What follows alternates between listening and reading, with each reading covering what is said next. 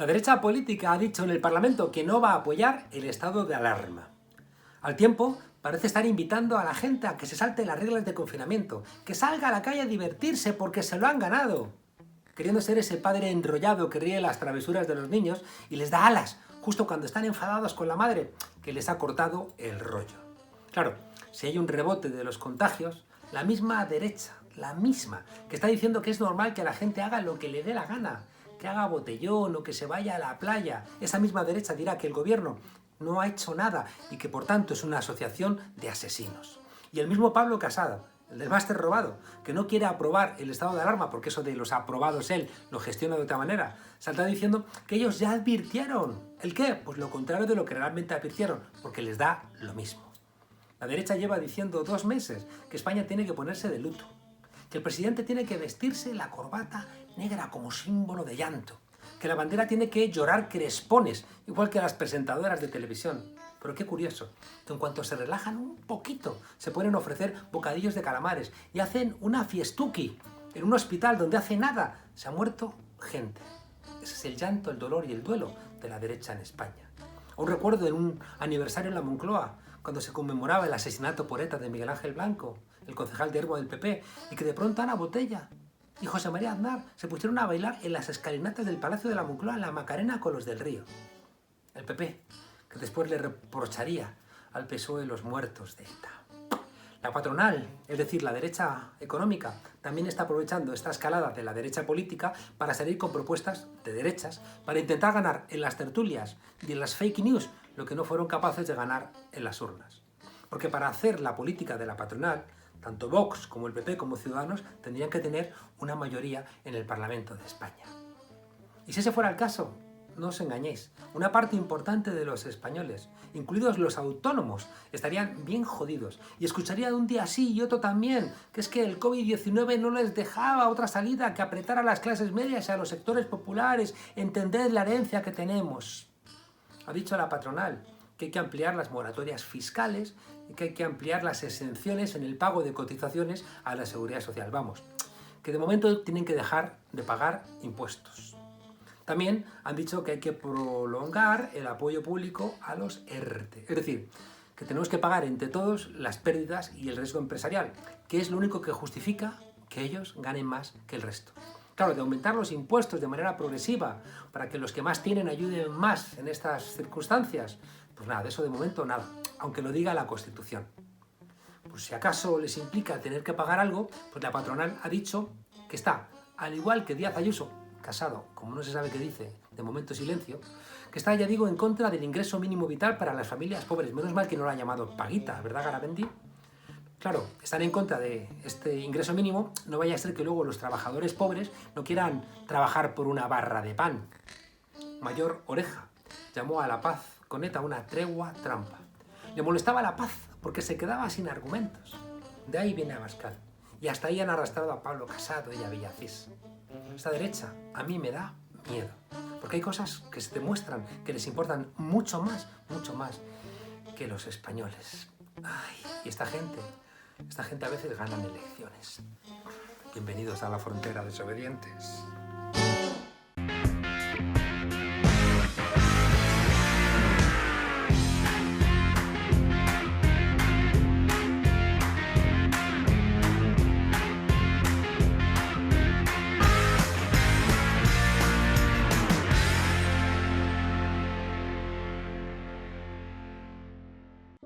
La maquinaria golpista no para ni en tiempos del coronavirus. Al revés, parece que dicen a ver si aquí encontramos la ocasión.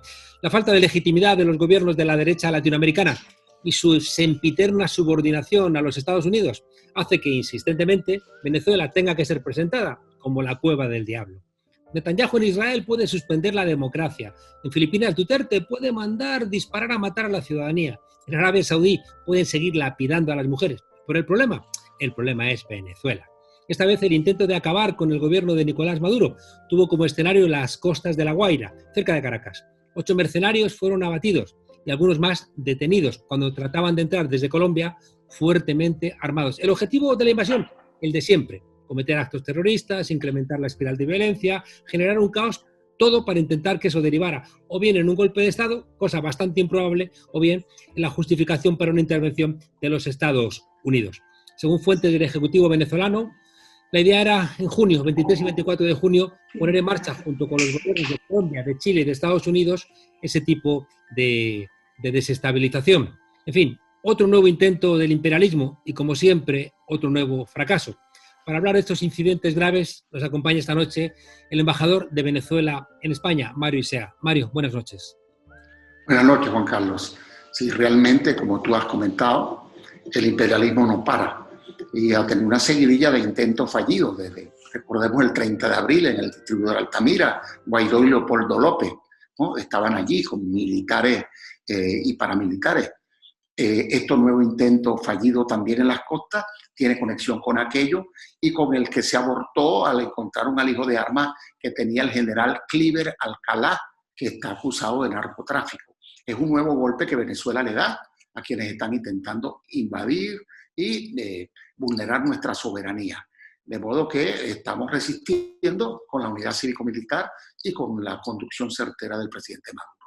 Según el vicepresidente de Venezuela, Jorge Rodríguez, el gobierno tiene hasta 56 horas de videoconferencias con pruebas de entrega de dinero. Siempre que hay golpes de la derecha, siempre hay dinero y hay mercenarios, teléfonos satelitales, radios. Y resulta que la oposición, una vez más, está implicada. Es decir, la oposición, una parte de ella, sigue sin querer entrar al diálogo y prefiere, con el apoyo de Estados Unidos, buscar la salida golpista. Sí, realmente son recurrentes en esta actitud. Desde el 2012 se ha visto ese sector donde está Julio Borges, donde está Leopoldo López, Voluntad Popular, lamentablemente algunos sectores de Acción Democrática, también, que es un partido con esa tradición no debería estar apoyando esta tesis. Y por otro lado hay una oposición democrática que está promoviendo la mesa de diálogo. Este sector parece irreductible, no tiene programa, no tiene proyecto y se aferra solo a la posibilidad de que Estados Unidos los ponga en el poder. Es inaudito que en medio de la pandemia del COVID-19 se arrecian las sanciones y se intente invadir para supuestamente poner un gobierno de transición que se haría cargo de la expectativa de ser epicentro de la pandemia, como se trató de vender esa matriz a mediados de abril. El resultado es otro. Venezuela tiene unas cifras envidiables de control de la pandemia, 357 contagiados, de ellos 43% recuperados, 154 pacientes, solo 10 fallecidos. Entonces se intenta ahora cualquier fake news para hablar mal de Venezuela, pero además se le está tratando de dar continuidad a este plan con complicidad de Colombia y de otros vecinos dóciles de Estados Unidos que hemos ido desmontando, hemos ido derrotando progresivamente. Es recurrente, embajador, cómo la prensa de derecha española apoya y jalea este tipo de intentos golpistas. Sí, los estimula porque realmente los etiqueta como intentos de independizar, de liberar a Venezuela, de sacarla de la tiranía. Cuando tú muy bien ponías algunos ejemplos, le podría agregar la del el gobernante salvadoreño, que invadió el Parlamento con los militares, o lo que hacen en Bolivia, en fin. Está lleno el mundo de regímenes autoritarios no legítimos, pero están ensañados con Venezuela por su riqueza y por su liderazgo en la promoción de la integración. El caso de UNASUR, de CELAC, ¿no? Que tratan de debilitarlo a toda costa porque no quieren un mundo multipolar, pluricéntrico, y quieren una América Latina sumisa, patio trasero. Luego también llama la atención a algunas personas pertenecientes, por ejemplo, al diario ABC, cómo han tenido vinculaciones, a menudo vinculadas a su vez a negocios sucios, ¿no? con Venezuela. Y resulta que esos medios son los que también son más beligerantes, ¿no? Con la situación actual en el país. Realmente ABC ha protagonizado, nosotros hemos dicho, nuestro gobierno ha catalogado ABC de un diario franquista, ¿no? Y se hace eco siempre de fake news, aquel típico, desde que inventaron el cartel de los soles, cuando en los estudios serios de droga en el mundo, los carteles son otros, los carteles son los de Sinaloa, los de Medellín, los de Cali, y los carteles silenciosos, los norteamericanos, que son los que distribuyen la cocaína. De manera que ese empeño de mostrar a Venezuela como narcoestado lo lleva a fabricar fake news. Supuestamente habría barcos descargando en Galicia droga que habría sido cargada en Venezuela. Ninguno de esos barcos tocó costas venezolanas. En unos casos de Colombia, en otros de Panamá, en otros casos de las Antillas, pero no tocaron costas venezolanas. Realmente lo que hay en Venezuela desde que salimos de la DEA es que se decomisa droga, se capturan capos que han sido todos extraditados y no hay ninguna evidencia real de que Venezuela pudiera ser un narcoestado. Todo lo contrario. Narcoestado es Colombia y el gran narcoestado distribuidor consumidor son los Estados Unidos.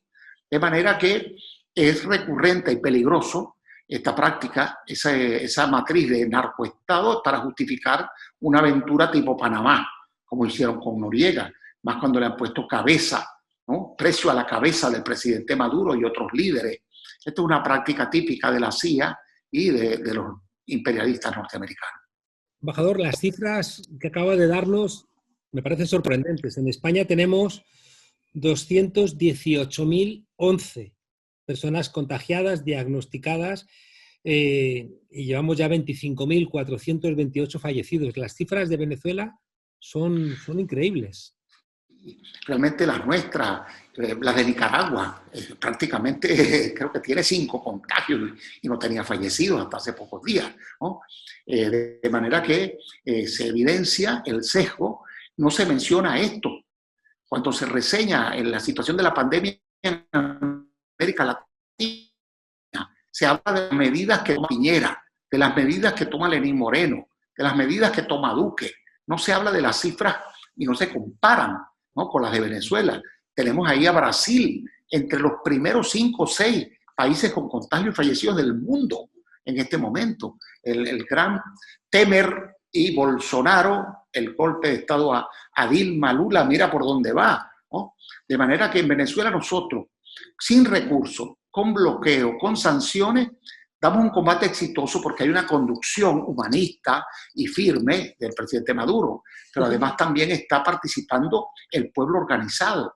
Y hay un mecanismo, el carnet de la patria, con el cual se encuesta a la gente y se reporta de cualquier lugar de Venezuela, cualquier síntoma, cualquier anormalidad, e inmediatamente hay visitas de médicos.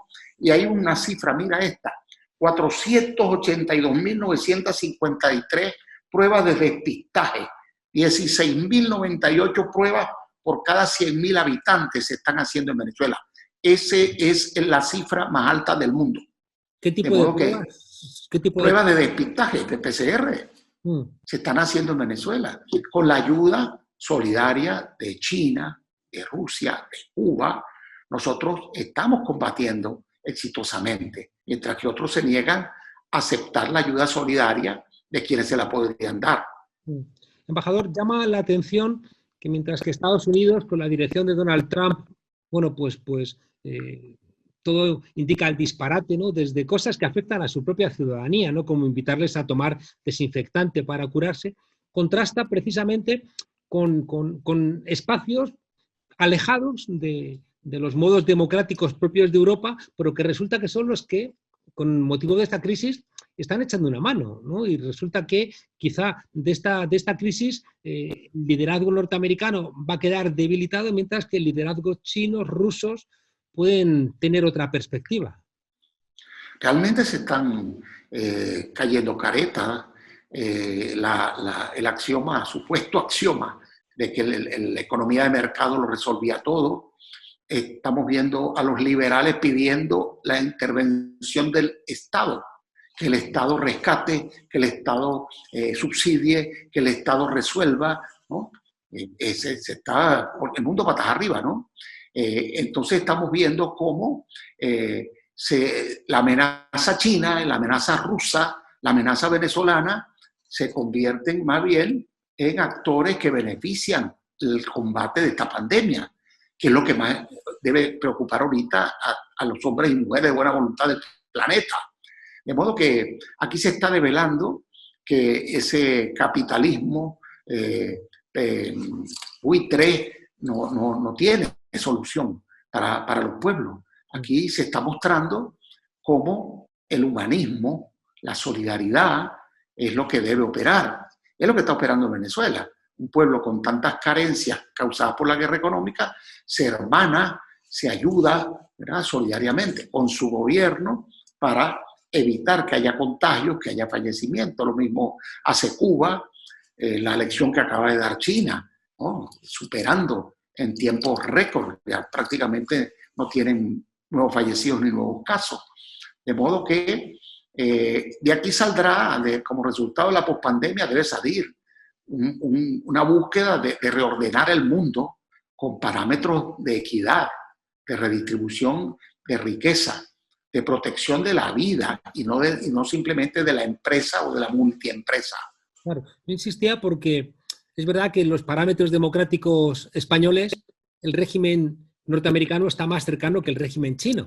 Pero resulta que desde Estados Unidos vienen declaraciones como las del vicegobernador de Texas diciendo que los viejos harían bien en morirse porque así no entorpecerían la economía, mientras que China, bueno, pues ha hecho esfuerzos para que no se muera su ciudadanía. O un paso más allá, embajador, escuchamos al Papa Francisco plantear, bueno, unidad política, intentar acuerdos para salir de esta pandemia, pero vemos que John Bolton, en cambio, lo que hace es, bueno, decirle como si estuviera en el oeste, en el siglo XIX americano, diciendo a Maduro que tiene las horas contadas. Sí, realmente contrasta, ¿no? Contrasta el tipo de liderazgo que solo promueve proteger la economía, ¿no? Invertir recursos para que no se paralice la economía, mientras que lo importante es salvar vidas. Hay una eugenesia no declarada, pero en práctica en muchos países. Están dejando morir a los ancianos, a los mayores, ¿no?, como si fueran un lastre, una carga, ¿no? Esto revela el carácter inhumano. En el caso de la sociedad norteamericana, es un país enfermo que con todo el desarrollo tecnológico y toda la capacidad financiera que tienen los Estados Unidos está demostrando que no tiene estructura de salud pública para atender a la gente.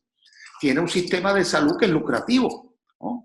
De modo que eso se reproduce en muchos países también de Europa, lamentablemente. Y esa situación que se ha denunciado aquí en España, de que por privatización y falta de inversión se desmanteló parte de la salud pública.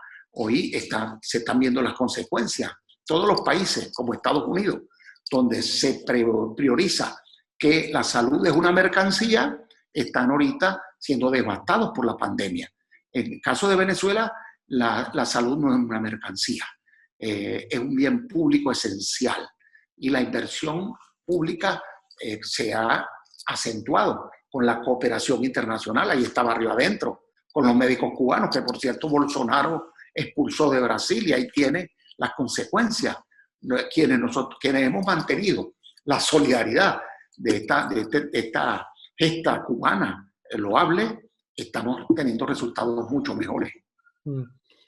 Otra cuestión que me parece relevante, regresando un poco a lo que decíamos antes, militares que en España han sido presentados, ¿no?, como colaboradores contra Maduro o contra Chávez, al final han resultado implicados, ¿no?, en cuestiones de narcotráfico. Aquí se presentó a Hugo Carvajal, al Pollo, ¿no?, como el gran confidente que demostraba la podredumbre del régimen de Nicolás Maduro, pero al final este señor, ¿no?, que fue elogiado por el ABC, por ejemplo, resulta que es deportado, ¿no?, a los Estados Unidos. No sé ahora mismo dónde está este señor, pero resulta que ese sí que era realmente un narcotraficante.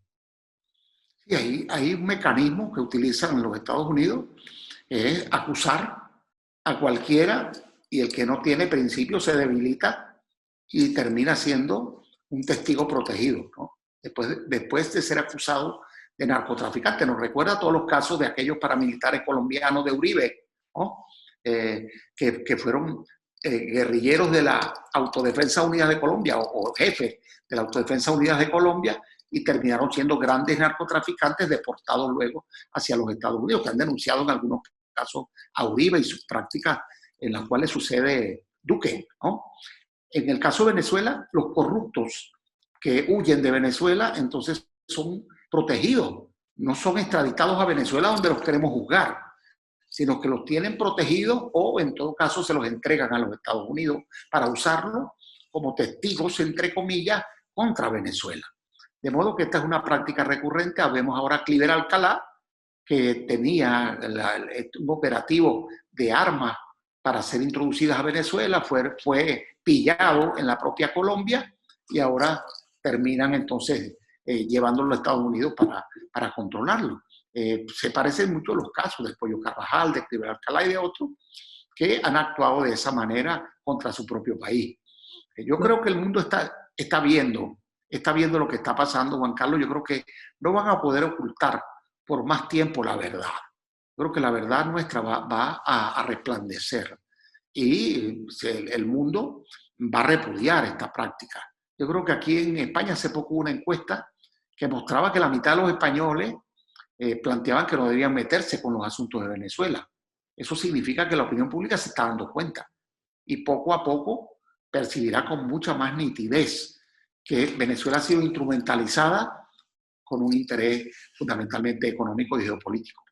Para ir terminando, insisto en que medios de comunicación, ¿no?, que son los que están siempre presentando la necesidad de un golpe de Estado o de una intervención militar en Venezuela, coinciden también con cercanía, amistades, relaciones con venezolanos corruptos que han comprado muchos bienes inmobiliarios en el centro de Madrid. Es decir, que resulta que hay una Venezuela corrupta que precisamente está vinculada a la derecha, no está vinculada a la izquierda, está vinculada a la derecha.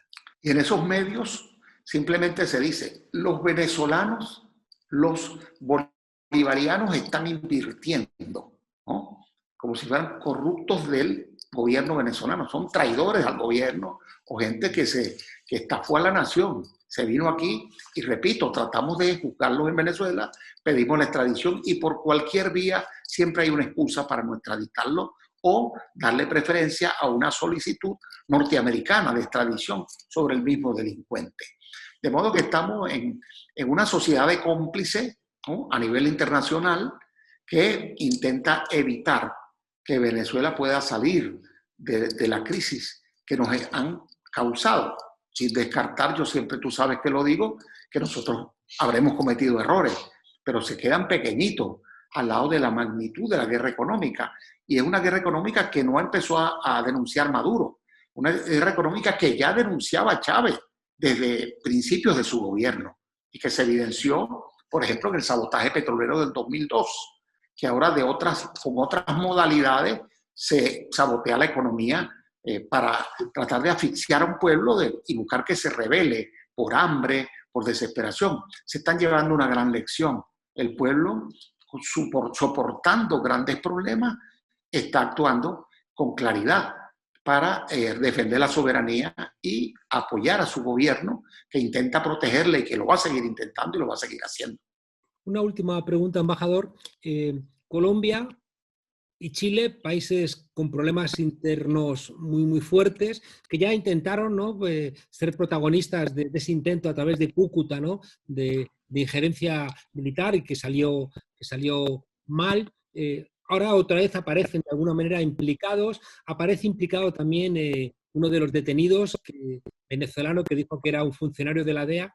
Tengo la sensación de que todo esto lo que genera es un enorme riesgo para la estabilidad en la zona. Y si uno piensa, ¿no?, lo que ha generado el conflicto en Siria, o sea, trasladar una situación similar en América Latina sería un absoluto disparate. Y sin embargo, uno ve la locura de Duque o de Piñera participando de este tipo de escenarios que lo que llevarían es, no a Venezuela, sino a toda la región, a una inestabilidad y un deterioro de la paz enorme.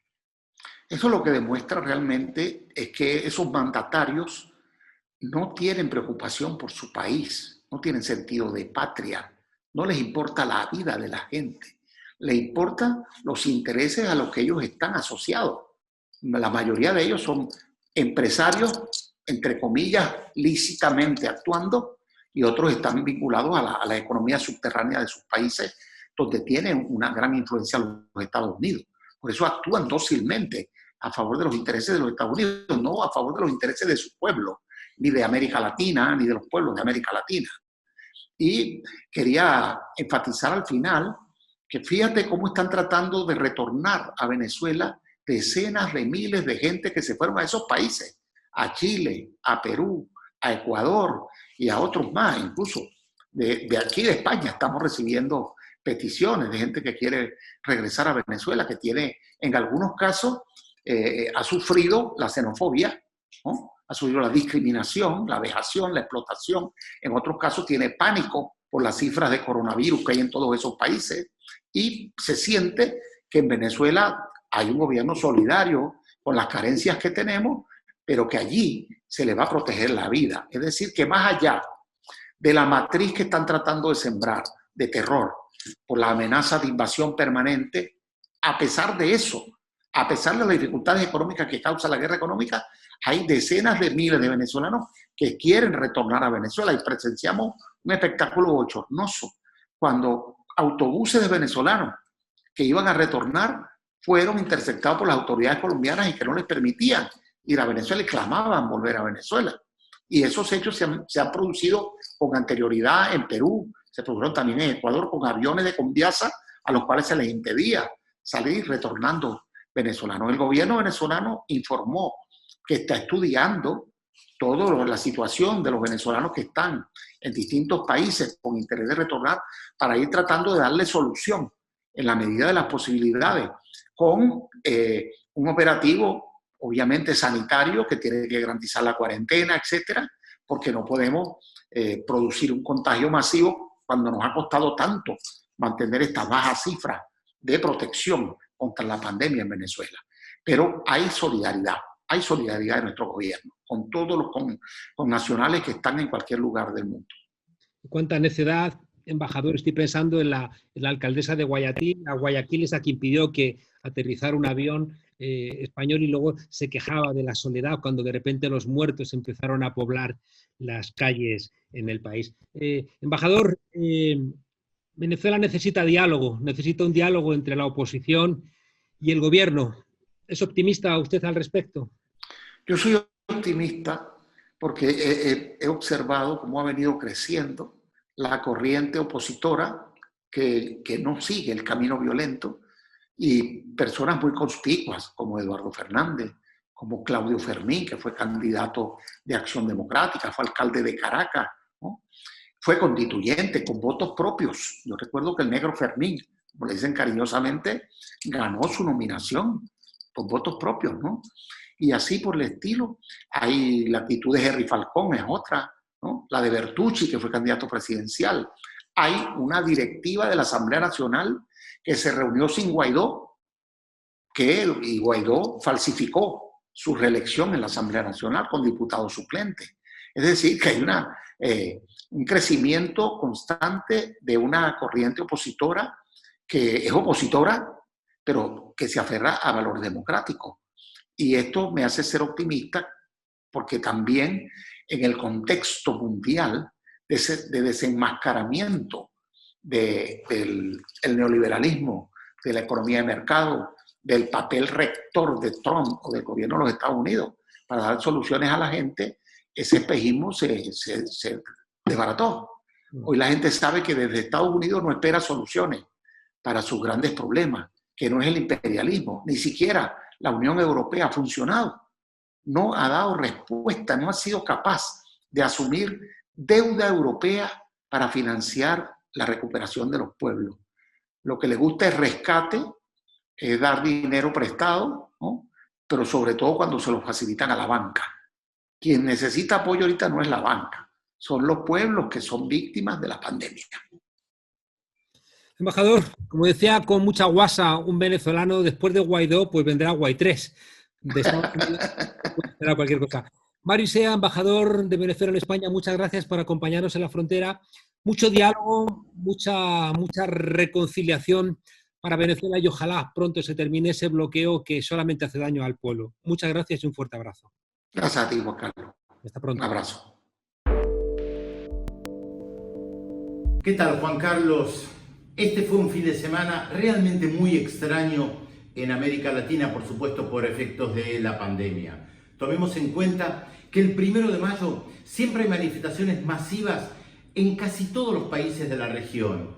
Los reclamos de la clase trabajadora siguen vigentes, por supuesto, en los diferentes sectores, pero esta vez hubo que hacer reclamos desde la casa. Tal vez el caso más emblemático fue el de Cuba, donde siempre el 1 de mayo se hace una gigantesca manifestación en la Plaza de la Revolución, donde está la icónica foto de Ernesto Che Guevara. Esta vez la consigna en Cuba fue "Mi casa es mi plaza". Desde nuestras casas manifestamos nuestro apoyo a la revolución, en este caso concreto de Cuba, y creo que podemos extender esa consigna a gran parte de América Latina. Mi casa es mi plaza. Desde mi casa puedo manifestarme. Claro, que no es lo mismo, por supuesto.